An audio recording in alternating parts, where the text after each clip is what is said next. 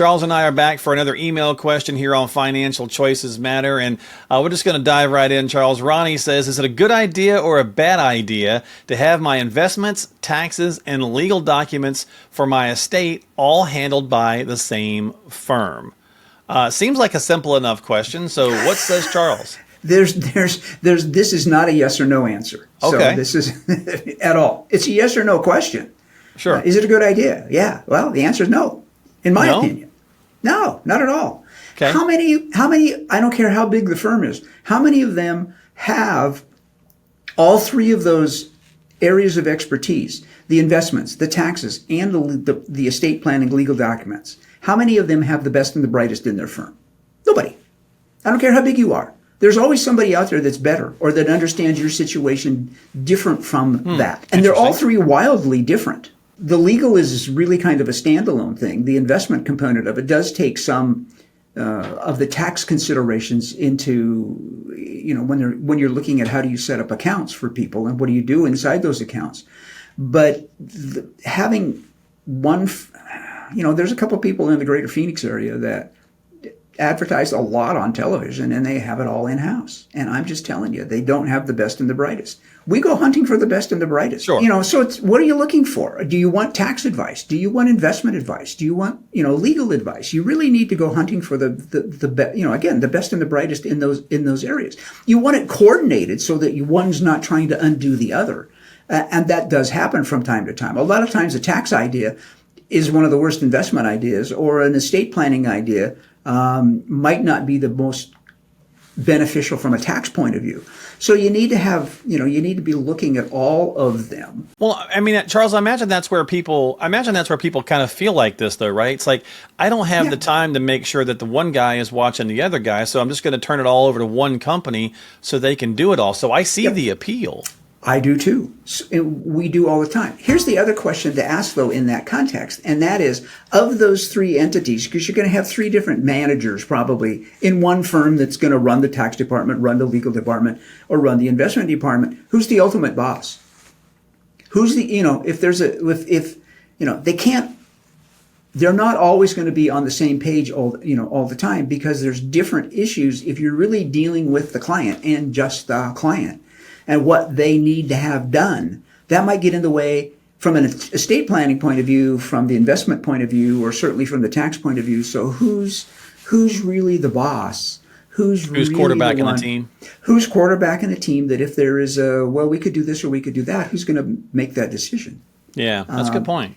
And when you've got two or three different ones, we still argue with both entities all the time, because we do the investment part.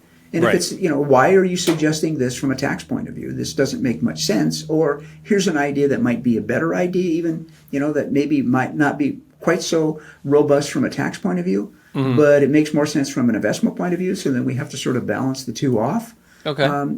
The legal one, more than likely, is just, are we doing the right kind of estate planning for them? Are there some unusual circumstances when it's that way? If it's special anything needs that's child or something. Yeah, when you have anything that's not very vanilla, if you will, from especially an estate planning point of view, then I think you really need to go find the best and the brightest, because it can get. And good God, don't take legal documents offline and fill them in yourself, for Pete's sake. Yeah, the legal's a little bit more interesting for sure, right? And so many advisors that have smaller practices, they have a number of referrals, people that they work with. So it's like if you're looking for a financial professional because you really want to work on your retirement planning, then you say, well, okay, I might need a CPA. Well, they're probably going to have a referral that they can work with, and so on and so forth. But you can also bring your own team to the party as well. It's just a matter of making sure that, again, someone's kind of quarterbacking this thing so that you are getting the best situation all the way around holistically versus just one and then the other and then the other.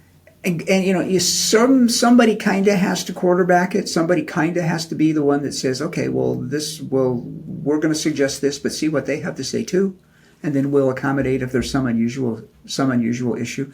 And, that's what we spend a lot of time doing, is trying to find the best and the brightest. Who do we like? Who do we trust? Who can we refer somebody to, knowing that they're going to get exactly what they need? We don't, we know enough about taxes, and I don't do my own taxes. We know Okay. enough about estate planning and the legal documentation of stuff, but I don't do my own. To kind of keep that in mind as you're doing the investment side, Yeah. but then, hey, let's double check this with the actual pros. Yeah, and we had an estate planning attorney that we were referring all kinds of people to for, and then she decided she wanted to do a different part of law because she liked it better. So then, okay, now that changed that. But, we're out there, especially Sherry's out there networking with people all the time, trying to find who do we like, who can we trust, who can we refer people to that do the things that we don't do that the clients need to have done. It's not rocket science. It's really not. The trick is finding good people. Yeah, at the end of the day, Ronnie, so, good idea or bad idea, I guess it's, person specific. Charles kind of feels as though that you'd be better served having this stuff broken up a little bit, but everybody's going to be different. So ultimately, that's why financial choices matter. That's why you should have a consultation with people and find the right fit for you so you can see if it does work all the way around. And if you need some help with that, again, go to PelletonCapital.com. Again, PelletonCapital.com. Check the show notes. We'll have description and stuff and information in there for you.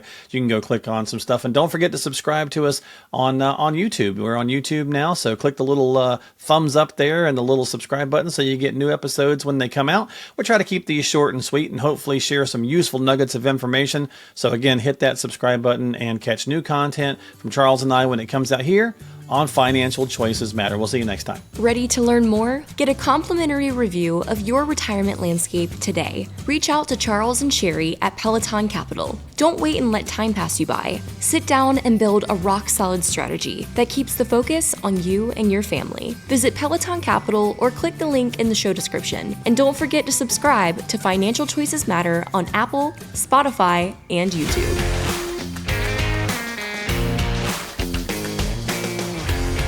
Financial planning and investment advisory services are provided by Pelleton Capital Management Limited, a state-registered investment advisor. Past performance is not indicative of future results. No one should assume the information presented here serves as a receipt of or substitute for personalized individual advice provided by Pelleton Capital Management. For more information, visit www.pelletoncapital.com.